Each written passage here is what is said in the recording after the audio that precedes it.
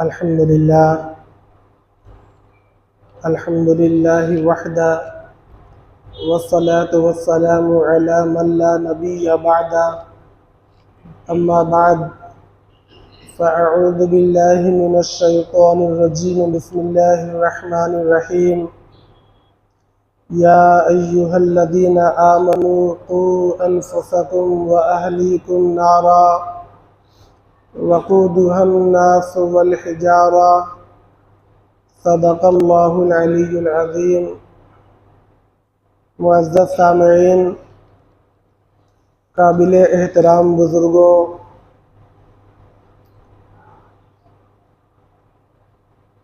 انسان پر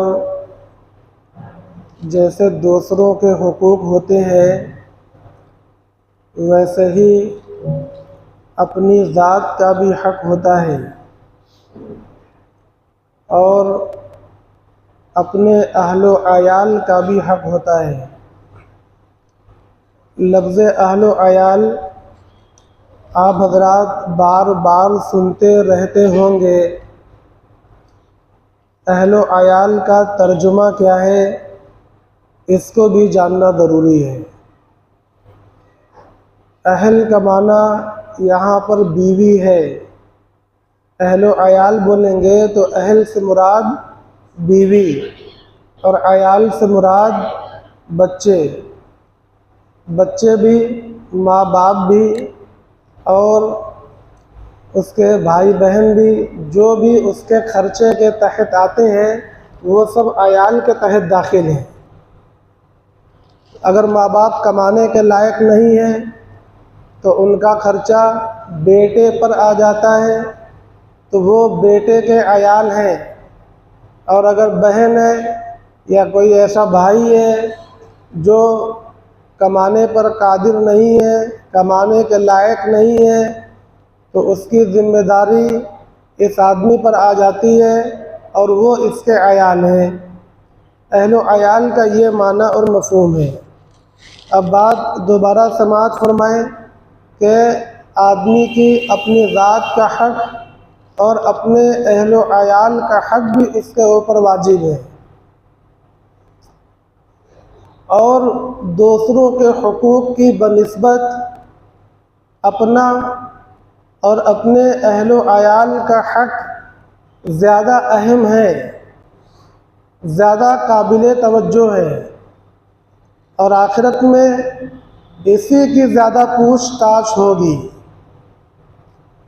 پچھلے ہفتوں میں جو بیان کیا گیا خیرکم خیرکم لأہلہ وأنا خیرکم لأہلی، اس میں بیوی کے حقوق پر خاص طور سے روشنی ڈالی گئی، اور میاں بیوی کے تعلق سے نبی پاک صلی اللہ علیہ وسلم کی حیات طیبہ میں مسلمانوں کے لیے جو اسوہ حسنہ ہے، جو کامل نمونہ ہے، اس پر کچھ روشنی ڈالی گئی۔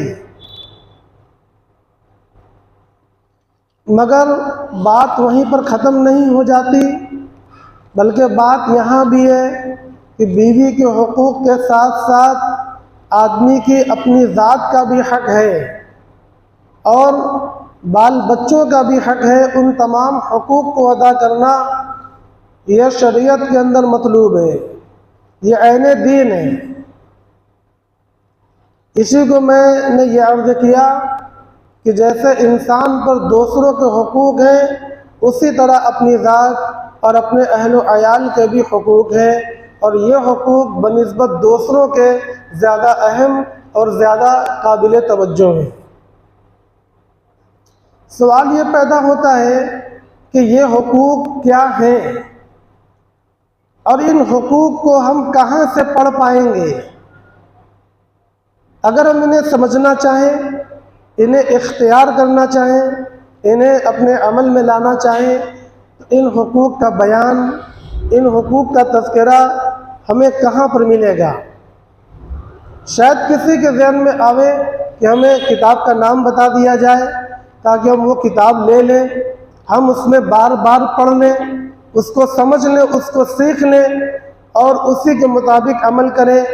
تو یہی میرا سوال ہے کہ جن حقوق کی بات کی جا رہی ہے ان حقوق کا تذکرہ اور بیان کہاں پر ہم کو ملے گا؟ کیسے ہم اس کو سیکھ سمجھ پائیں گے اور اس پر عمل کر پائیں گے؟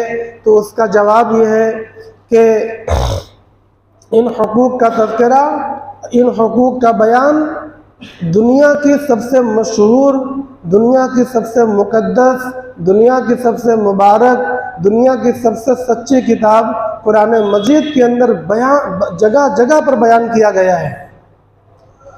قرآن مجید کی شاید کوئی ایسی صورت ہوگی جس میں ان چیزوں کا تذکرہ نہ ملے۔ ہر جگہ اخلاق کا بیان، آداب کا بیان، حقوق کا بیان، پریوار کا بیان، زوجین کا بیان، بیوی بچوں کا بیان اور رشتہ داروں کا بیان، مسکینوں کا بیان، کمزوروں کا بیان، یتیموں کا بیان، قرآن مجید اس سے بھرا پڑا ہے۔ اسی کے ساتھ ساتھ نبی پاک صلی اللہ علیہ وسلم کی جو احادیث مبارکہ ہیں اس میں ہزارہ ہزار احادیث، ہزارہ ہزار روایتیں حقوق کے متعلق ہیں، اخلاق کے متعلق ہیں، معاملات، مباشرت اور معاشرت کے متعلق ہیں۔ شاید یہی وجہ ہے کہ جب سعد بن ہشام رحمۃ اللہ علیہ مدینہ منورہ تشریف لائے اور امی عائشہ رضی اللہ تعالی عنہا کی خدمت میں اپنے کچھ مسائل کو سمجھنے کے لیے تشریف لے گئے اور سوال کیا، امی عائشہ رضی اللہ تعالی عنہا ان کے سوال کا جواب دیتی رہیں۔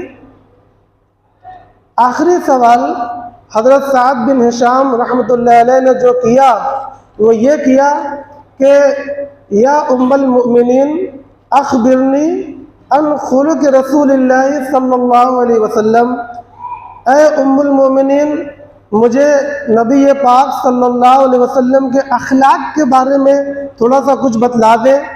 امی عائشہ رضی اللہ تعالیٰ عنہ نے کیا فرمایا؟ الست تقرأ القرآن، فرمایا الست تقرأ القرآن، سعد کیا آپ قرآن نہیں پڑھتے؟ قال بلا، سعد نے فرمایا کیوں نہیں پڑھتا؟ میں پڑھتا ہوں۔ امی عائشہ رضی اللہ تعالیٰ عنہ نے فرمایا فإن خلق النبی صلی اللہ علیہ وسلم کان القرآن، تو نبی پاک صلی اللہ علیہ وسلم کا اخلاق وہ تو بعین ہی قرآن ہے۔ دوسری روایت میں ہے کان خلقہ القرآن، نبی پاک صلی اللہ علیہ وسلم کا اخلاق یہ قرآن ہے۔ یعنی اگر نبی کا اخلاق کوئی پڑھنا چاہتا ہے، نبی کا اخلاق کوئی دیکھنا چاہتا ہے تو وہ قرآن کو پڑھے، وہ قرآن کو دیکھے۔ مگر ایک ہے صرف تلاوت کرنا اور ایک ہے قرآن کو سمجھ کر پڑھنا۔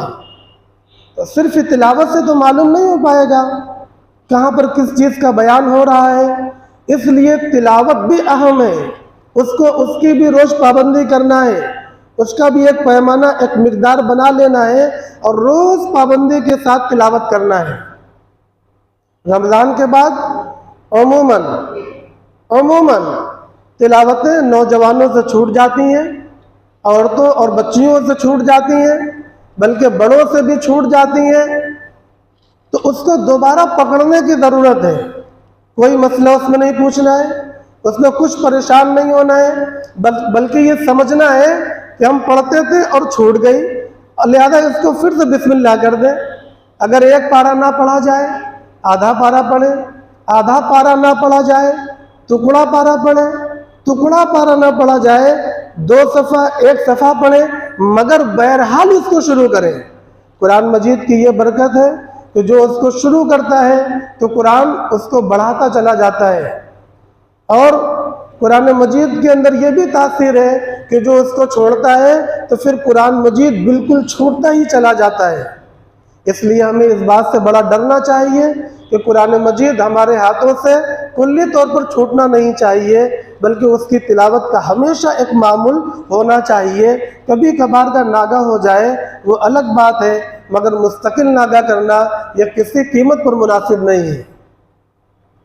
لہذا میں یہ عرض کر رہا ہوں کہ نبی پاک صلی اللہ علیہ وسلم کا اخلاق دیکھنا ہے، آپ کیسے حق ادا کرتے تھے وہ سمجھنا ہے، آپ کا رویہ عورت کے ساتھ کیسا تھا، آپ کا رویہ اپنے پریوار کے ساتھ کیسا تھا، آپ کا رویہ اپنے رشتہ داروں کے ساتھ کیسا تھا، اور علاقے کے لوگوں کے ساتھ کیسا تھا، جو کچھ بھی سمجھنا ہے قرآن مجید کے اندر موجود ہے۔ اس کے علاوہ بھی بہت کچھ موجود ہے، اور اگر قرآن مجید کے اندر آپ کو کچھ تفصیل آپ کے نظر کی کوتاہی کی وجہ سے نہ ملے تو پھر احادیث مبارکہ کے اندر تو بالکل آئینے کی طرح صاف شفاف موجود ہے۔ لہذا ان حقوق کو سیکھنا اور ان کو سمجھنا اور ان پر عمل کرنا یہ ضروری ٹھہرا۔ اب بات یہ ہے کہ حقوق دو طرح کے ہیں، ایک حقوق عورت کے ساتھ، بچوں کے ساتھ، اپنے بھائیوں کے ساتھ، جو بھی ہمارے ماتحت ہیں ان کے جو حقوق ہمارے اوپر بنتے ہیں وہ دو طرح کے ہیں۔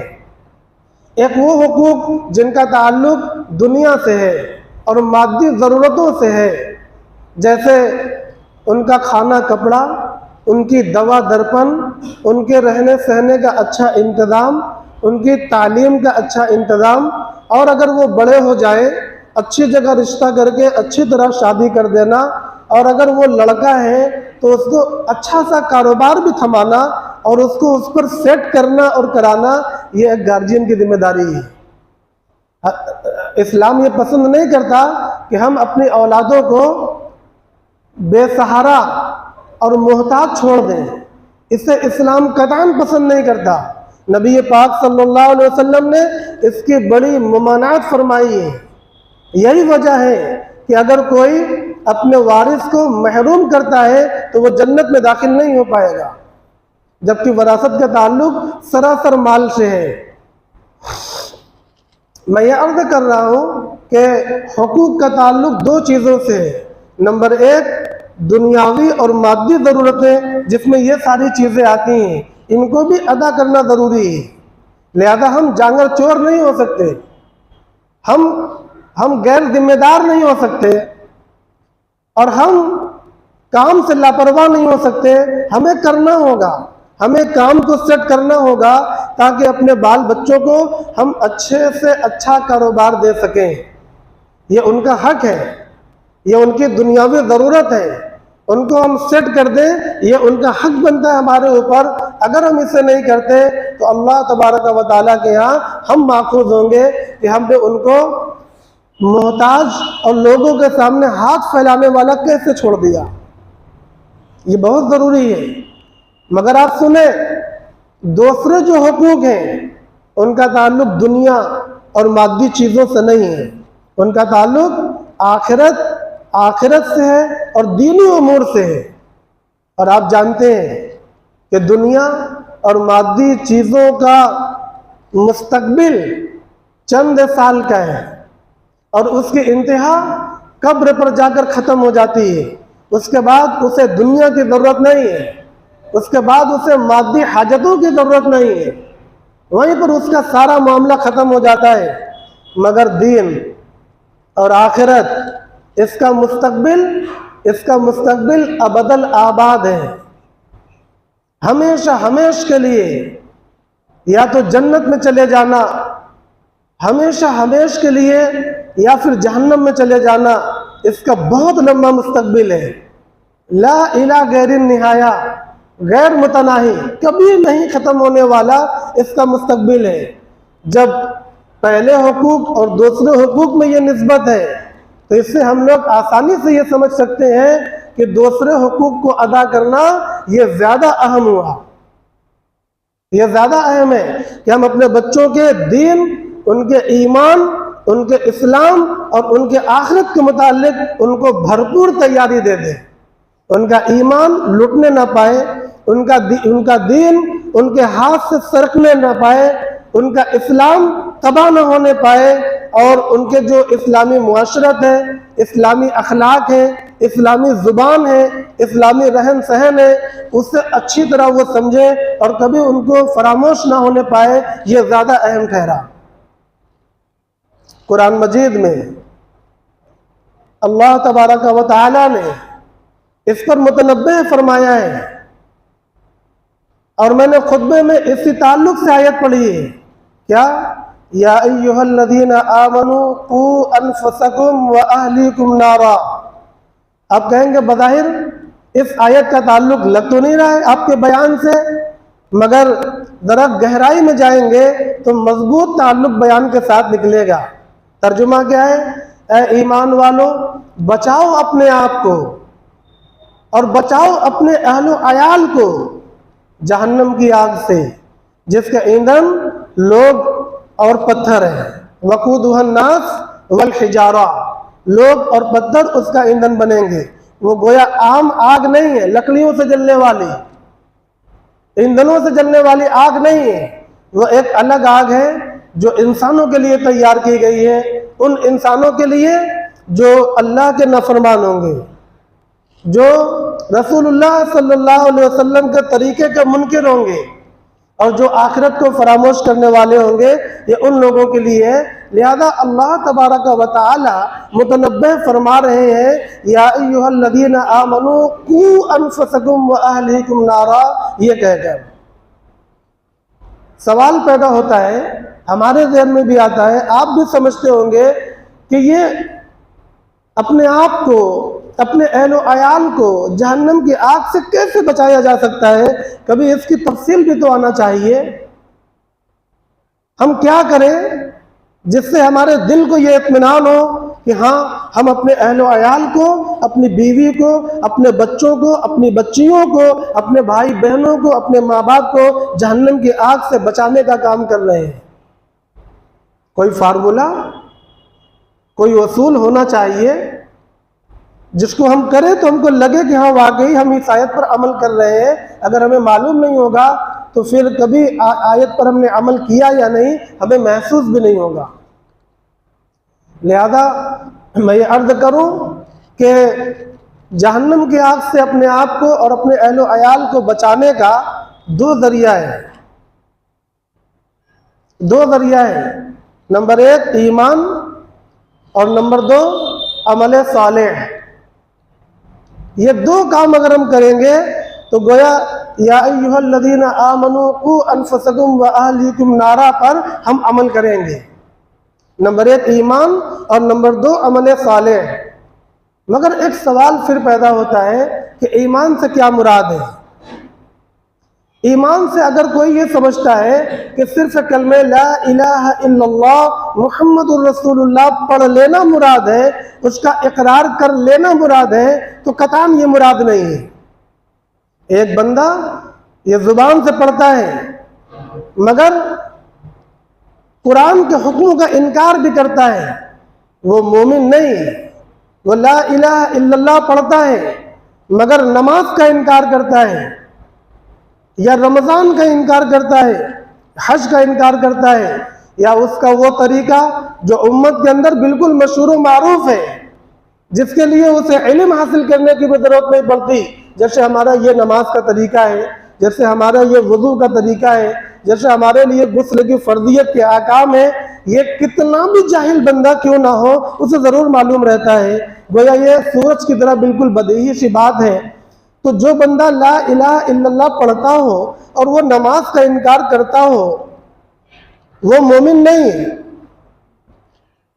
اسی طرح جو بندہ ایاک نعبد و ایاک نستعین ہر نماز میں کہتا ہو اور ہر وتر کے اندر اللہم انا نستعینک ونستغفرک ونؤمن بک ونتوکل علیک ونثنی علیک الخیر ونشکرک ولا نکفرک ونخلع ونترک من یفجرک اللہم ایاک نعبد ولک نصلی ونسجد وإلیک نسعی ونحفظ ونرجو رحمتک ونخشى عذابک ان عذابک بالکفار ملحق۔ اب ذرا ترجمہ دیکھیں کتنا حسین اور کتنا قیمتی ترجمہ ہے۔ وہ اقرار کرتا ہے مگر اس کا عمل کیا ہے؟ اے اللہ، کیا کہتا ہے؟ ہم تیری عبادت کرتے ہیں، اے اللہ تجھی سے اپنی حاجت مانگتے ہیں، مگر اس کے بعد جب عمل کا وقت آتا ہے اس جگہ جا کر اپنی وہ ضروریات طلب کرتا ہے جو اللہ کے سوا دینے پر کوئی قادر نہیں ہے۔ ایسا بندہ ظاہر میں مسلمان نظر آتا ہے مگر حقیقت میں وہ کفر کی راہ پر ہے۔ اسی طریقے سے وہ بندہ جو محمد الرسول اللہ کا اقرار تو کرتا ہے مگر نبی پاک صلی اللہ علیہ وسلم کے طریقے کو ہلکا سمجھتا ہے، نبی کی سنتوں کا مذاق اڑاتا ہے، اس کو وہ فرسودہ خیال بیکورڈ سمجھتا ہے، وہ ظاہر کے اندر ایمان والا تو نظر آتا ہے مگر حقیقت میں وہ ایمان پر نہیں، وہ کفر پر ہے۔ اسی کو میں نے کہا کہ ایمان سے کیا مراد ہے، اس کو سمجھنا ہوگا۔ میں اور تھوڑا واضح کر دینا چاہتا ہوں، بعض مرتبہ غیظ و غضب میں اور بعض مرتبہ ہنسی مذاق میں اور بعض مرتبہ ضد اور عناد میں آدمی زبان سے ایسی بات کہہ جاتا ہے جس سے دولت ایمان فوراً ختم ہو جاتے ہیں، ایمان کی دولت اس سے چھن جاتی ہے۔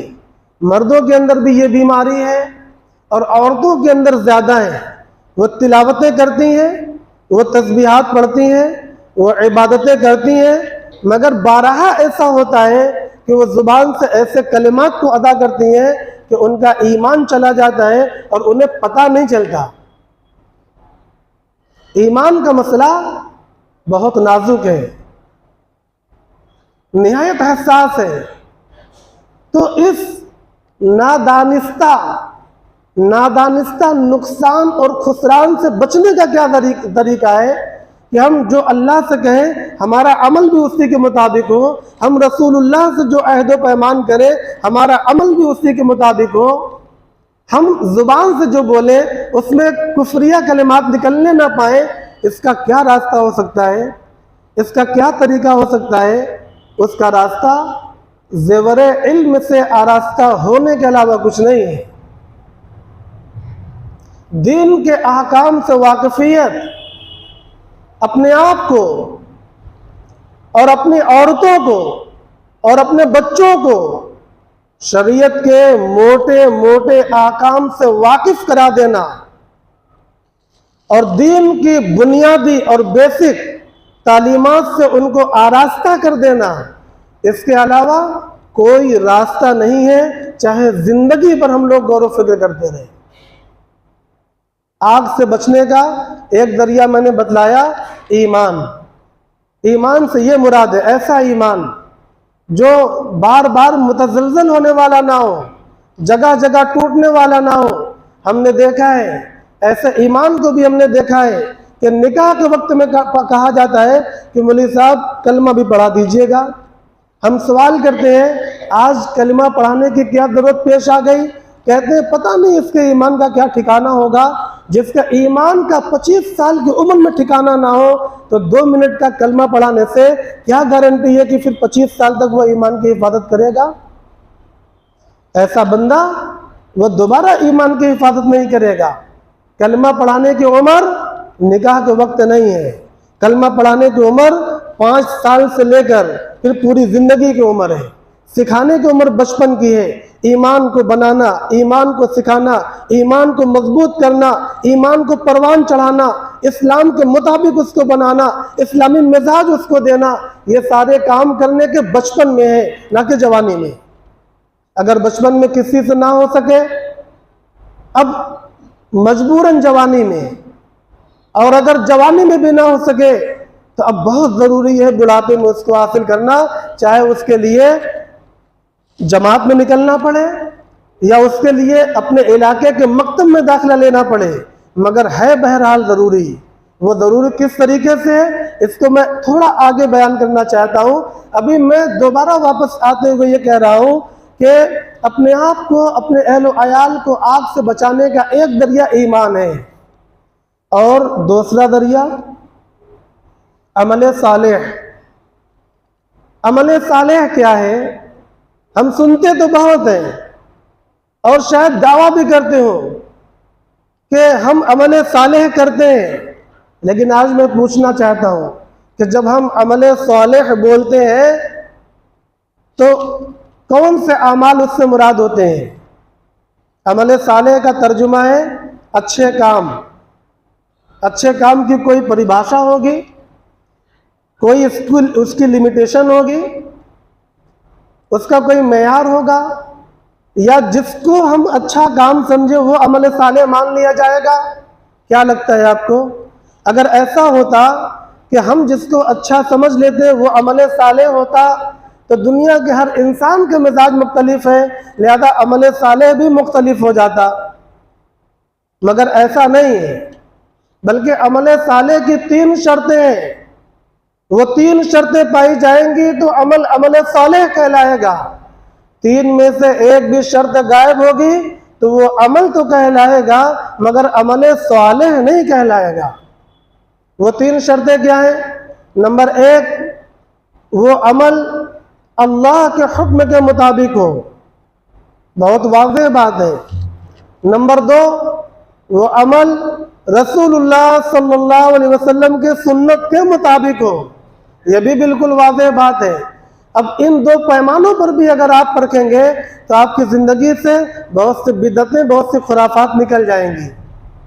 نمبر 1، اللہ کے حکم کے مطابق ہو۔ نمبر 2، رسول اللہ صلی اللہ علیہ وسلم کے طریقے کے مطابق ہو۔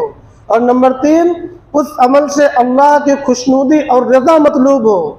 شہرت، نام و نمود، دکھاوا، حب جاہ، حب مال، دنیا طلبی، یہ کوئی چیز مقصود نہ ہو۔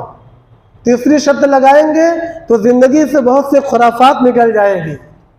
جن عمل کے اندر یہ 3 شرطیں پائی جائیں گی وہ ہوگا عمل صالح، اور ایک بھی شرط غائب ہوگی تو پھر وہ عمل صالح نہیں بچے گا۔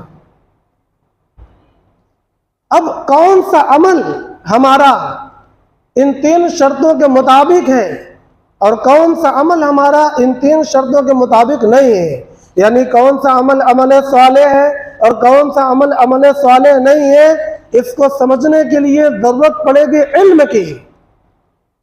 جب ہم علم حاصل کریں گے اور بچوں کو علم سکھائیں گے اور عورتوں کو علم دیں گے، تب اس کے بعد وہ پہچانیں گی کہ عمل میں عمل صالح کون ہے اور عمل میں عمل غیر صالح کون ہے۔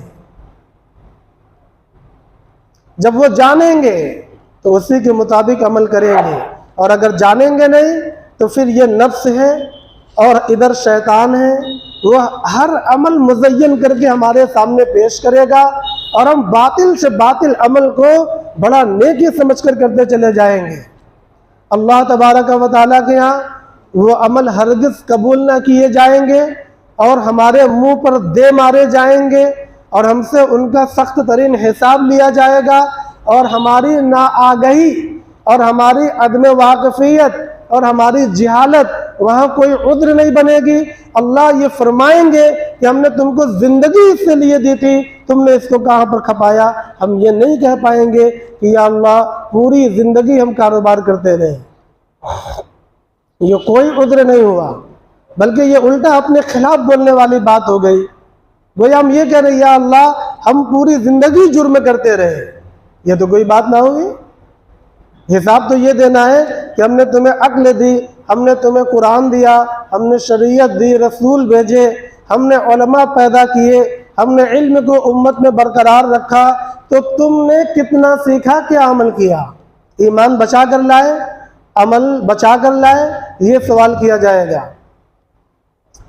لہذا ہم یہ دیکھتے ہیں عمل کوئی بھی ہو، وضو ہو، تیمم ہو، غسل ہو، نماز ہو، روزہ ہو، زکوٰۃ ہو یا حج ہو، تمام اعمال کے اندر علم کی ضرورت ہے۔ علم ہوگا تو وضو صحیح ہوگا، علم نہیں ہوگا تو وضو صحیح نہیں ہوگا۔ استنجا، علم ہوگا تو استنجا صحیح ہوگا، علم نہیں ہوگا تو استنجا صحیح نہیں ہوگا۔ اس لیے نبی پاک صلی اللہ علیہ وسلم نے فرمایا طلب العلم فریضۃ علی کل مسلم، بہت مشہور حدیث ہے، مسلم شریف کے اندر روایت ہے، طلب العلم فریضۃ علی کل مسلم، ہر مسلمان پر علم حاصل کرنا فرض ہے۔ فرض فرمایا جو چیزیں، جو عبادتیں فرض ہیں ان کا علم حاصل کرنا بھی فرض ہے۔ مثلا روزہ فرض ہے، جن کے اوپر فرض ہے تو ان کے لیے پھر روزے کے فرائض کو سیکھنا فرض ہے۔ نماز جن کے اوپر فرض ہے ان کے لیے نماز کے فرائض کو سیکھنا فرض ہے۔ جن کے اوپر حج فرض ہو گیا اب ان کے اوپر حج کے فرائض کو سیکھنا فرض ہو گیا۔ اگر وہ حج کے فرائض کو نہیں سیکھتے اور ناواقفیت اور جہالت کے ساتھ عمل کرتے ہیں ان کا حج بہت مشکل ہے کہ قبول ہو جائے۔ باقی اللہ تبارک و تعالیٰ کی رحمت سے کچھ بعید بھی نہیں ہے، وہ جس کو چاہے قبول کر لے، وہ ان کی رحمت خاصہ کا معاملہ ہے۔ مگر قانون عامہ کیا ہے؟ قانون عامہ یہ ہے کہ جو ہم سے کہا کہ ہم وہ کریں اس کے خلاف نہ جائیں۔ لہذا جو لوگ حج پر جانے والے ہیں ان کے لیے حج کے فرائض کو سیکھنا فرض ہے۔ حج پر جانے کی فرضیت کا تو احساس پیدا ہوتا ہے مگر اس فرضیت کے پیچھے بھی کچھ فرضیت ہے، اس کا احساس پیدا کرنا بھی ضروری ہے۔ جو چیزیں حج کے اندر واجب ہیں ان کا سیکھنا بھی واجب ہے، اور جو چیزیں حج کے اندر سنت ہیں ان کا سیکھنا بھی سنت ہے۔ جو چیزیں حج کے اندر مستحب ہیں ان کا سیکھنا بھی مستحب ہے۔ یہ علم کے درجات ہیں۔ اسی طریقے سے تمام عبادتوں کے اندر محترم بھائیوں اور دوستوں علم کی ضرورت اور خصوصاً علم دین کی ضرورت پہلے کے مقابلے میں آج زیادہ بڑھ گئی ہے۔ کیوں؟ کیونکہ اب ہمارے بچے اور ہماری بچیاں اپنے معاشرت اور اپنے سماج سے نکل کر دوسروں کے ساتھ بھی ملتے جلتے ہیں، اور دشمن بالکل تیار ہے اور اس کے اعلان اخباروں اور ٹی ویوں کے اندر بالکل واضح ہیں۔ اس کے بعد بھی اگر ہم چشم پوشی کرتے ہیں تو ہم اپنے ذات کے ساتھ غداری کرتے ہیں۔ ہم گویا ایسا کرتے ہیں جیسے سامنے سے کوئی حادثہ ہونے والا ہو اور ہم آنکھ بند کر لیں اور یہ سوچیں کہ ہمیں دکھ تو نہیں رہا ہے لہذا ہو بھی نہیں رہا ہے۔ یہ حماقت کے سوا کچھ بھی نہیں ہے۔ اخباروں میں ٹی ویوں میں یہ باتیں بالکل واضح ہیں کہ سرکاری نظام تعلیم پہلے سے بہت بدلا جا چکا ہے۔ پہلے تو بس انگریزی تعلیم تھی، طریقہ تعلیم نیوٹن تھا، مگر اب طریقہ تعلیم بھی بدل چکا ہے۔ اسکولوں کے اندر اللہ کو چھوڑ کر غیر اللہ سے مانگنا، ان کے آگے پرارتھنا کرنا، یہ تمام بچوں کے لیے لازم قرار دے دیا گیا ہے، اور ہندوانہ بزرگ ہستیوں کے تقدس کو ان کے دل و دماغ میں بیٹھانے کی کوشش کی جاتی ہے، اور مسلمانوں کو آتنکواد اور نبی پاک صلی اللہ علیہ وسلم کی ذات مبارک کو دہشت گرد اور دوسرے ایسے پیرائے میں بچوں کے سامنے پیش کیا جاتا ہے جس سے اسلام اور مسلمان اور قرآن اور پیغمبر کی عظمت ان کے دلوں سے رخصت ہو جائے اور وہ دوسرے مذاہب سے گویا مانوس ہو جائیں، تاکہ آنے والے مستقبل کے وقت میں ان کو اپنے مذہب کے اندر شامل کرنا بالکل آسان کر لیا جائے، یا اگر وہ اپنے مذہب کے اندر شامل نہ کیے جا سکے تو وہ ایک ایسے اسلام پر جئیں جن کا اصل اسلام سے کوئی تعلق نہیں ہے۔ یہ مکمل پلاننگ ہے اور واضح ہے اور اس کا اعلان ہے۔ اس کے باوجود اگر ہم اپنے بچوں کے ایمان و اعمال کو بچانے کی فکر نہیں کرتے، اگر اس کے لیے ہم کوئی پلاننگ نہیں کرتے، اگر اپنے مقام پر ہم ان کو کوئی نظام نہیں دیتے، تو محترم بھائیوں اور دوستوں یہ ہمارا بہت بڑا جرم ہے اور بہت قابل مواخذہ جرم ہے۔ ہم اس کے لیے ہاتھ بڑھا چکے ہیں، جگہ جگہ پر مکاتب قائم کیے جا رہے ہیں، عورتوں کے بھی، بچیوں کے بھی، بچوں کے بھی، بڑوں کے بھی، مگر ضرورت اس بات کی ہے کہ ہمارے ساتھ آپ بھی قدم کو آگے بڑھائیں، بچوں کو دے کر ہمارا تعاون کریں، مکاتب کے ذمہ دار بن کر ہمارا تعاون کریں، اس کے مشیر بن کر تعاون کریں، اور مکاتب کی جو بھی دیگر ضروریات ہیں ان ضروریات کے اندر مشیر بن کر اس کا تعاون کریں، اور پورے معاشرے کے اندر اس منظم مکتب کو پھیلانے کی بھرپور کوشش کریں۔ میں دوبارہ کہتا ہوں، یا ایھا الذین آمنوا قوا انفسکم، یہ آیت عبارت کے اعتبار سے علم کی کوئی خبر نہیں دیتی، مگر یہ آیت اقتداء النفس کے اعتبار سے مسلمانوں سے یہ کہتی ہے کہ علم کو حاصل کرو، علم ہی تمہیں بتائے گا کہ ایمان معتبر کون ہے اور عمل صالح کون ہے، یہ علم ہی بتائے گا۔ علم کے سوا میں نے بتلایا تھا کہ کوئی دوسرا راستہ نہیں ہے، چاہے زندگی بھر ہم غور کرتے رہیں۔ اس لیے علم کے راستے کو آسان ترین کرتے چلے جاؤ، اس کو وسیع کرو، اس کی مدد کرو، اس کو پھیلاؤ، اس میں شامل ہو، اور یہ بھی ضرورت محسوس کرو کہ ہم سب علم کے محتاج ہیں، ہم سب کو پڑھنے کی ضرورت ہے۔ ادنا درجہ یہ ہے کہ کم از کم اپنے تمام بچوں کو ہم لوگ پڑھا ڈالیں، تو ایسا کریں گے اللہ تبارک و تعالی کہنے سننے سے زیادہ عمل کی توفیق عطا فرماوے۔ وآخر دعوانا الحمدللہ رب العالمین۔